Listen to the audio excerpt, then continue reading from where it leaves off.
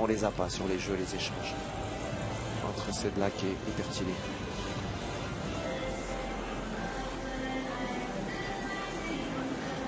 Allez, qu'est-il en train de dire? Bon, avec Sedlak. Ah, c'est dommage, il manquait 5-6 minutes. Ah ouais, non, on les avait en plus. Hein. Franchement, on a vraiment. Même finir avec un petit peu de neige, mais voilà, pas les.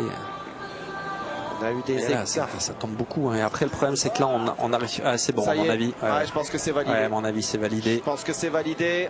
On va geler très certainement le résultat. Alors, est-ce qu'on gèle après 4 sauts ou 5 sauts? Ouais. Jan Earl. Jan Earl qui lève. Ouais, je pense pour la logique que ce serait après 2 sauts de chacun des athlètes, 4 rotations. De toute façon, ils ont été devant tout du long. Donc j'allais dire, sportivement parlant, il n'y a pas de problème pour le titre. Pour le titre, et voilà, les Polonais qui sont sur le podium. C'était ça. Ouais, donc c'est après 4 sauts. C'est après Autriche, Pologne, Norvège. Autriche, Pologne. Alors les Allemands vont être un petit peu déçus parce que déçus, en plantant, ils étaient en tête. C'est sûr. Mais ça paraît assez logique. Vous avez Domen Preuch qui est 2 km/h moins vite que tout le monde. Le pire, c'est Casper à 91,4. Je pense que c'est ça qui a donné. Il y a un règlement, je crois. S'il y a plus de 3 km/h, même plateforme, entre 2 sauts. Ouais. Et du coup, Jan Earl qui est sacré champion olympique, l'Autriche qui vient sauver. Je pense que Earl a déjà une médaille d'or olympique en 2022. Avec le par équipe. Ouais. Kraft, Huber, Earl et Fettner. Première médaille d'or olympique pour Stefan Ambarer. Elle est belle. Elle est belle en tout cas cette médaille d'or méritée sur l'ensemble de ce concours. Est-ce qu'il est déçu ou est-ce qu'il est content? Pour le coup, Forfang il prend une médaille. Notre ami Forfang, ouais. Forfang il prend une médaille. Il l'avait pas au par équipe mixte. Non, on avait mis Lindvik. C'était Sundal et Lindvik. Eh oui. Ouais, belle médaille d'or pour Earl et Ambarer, mérité encore une fois. Ils ont pris les commandes d'entrée pour ne plus les lâcher.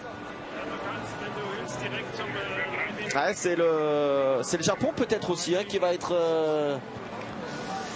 déçu parce que Nikaido. C'est vrai que Nikaido au 5e saut avait remis le Japon en 2e position. Et ouais.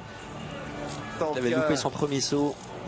Donc voilà le résultat final. Après les Allemands 3 dixièmes. 3 dixièmes, je crois que déjà dans le team mix, je crois que c'était à peu près 3 dixièmes aussi, 4e. C'est un demi-mètre. 2 fois dans les épreuves collectives, médaille en chocolat à rien du tout. Rien du tout. Mais bon, voilà, ils sont déçus. Philippe Raymond et Andy Wellinger, c'est certain. Il y a des déçus, mais il y a des heureux. Sportivement parlant, c'est plutôt clean, on va dire, avec une équipe d'Autriche qui aura dominé les débats, qui s'impose donc devant l'équipe de Pologne et l'équipe de Norvège.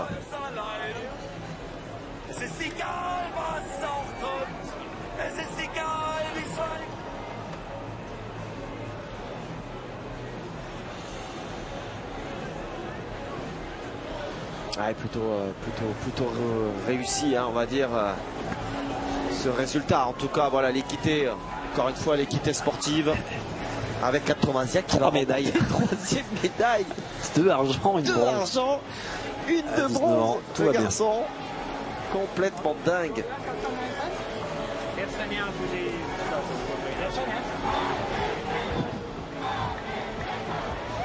Les supporters polonais, évidemment, à leur joie. Alors on aurait aimé évidemment Nico que ça aille au bout, qu'on ait l'explication finale. Mais non, sportivement c'est bien. Franchement, c'est vrai que je parlais, j'ai le terme mascarade était peut-être. Non, ce qu'il fallait pas, c'est que l'Autriche passe à la trappe, c'était quand même le risque. Ouais, voilà, oui. Et puis bon, à partir du moment là où on parce voit qu'à 91 à l'heure, c'est plus même du Domaine tout, qui passe avec 2, ça veut trop rien dire finalement. On peut pas s'exprimer.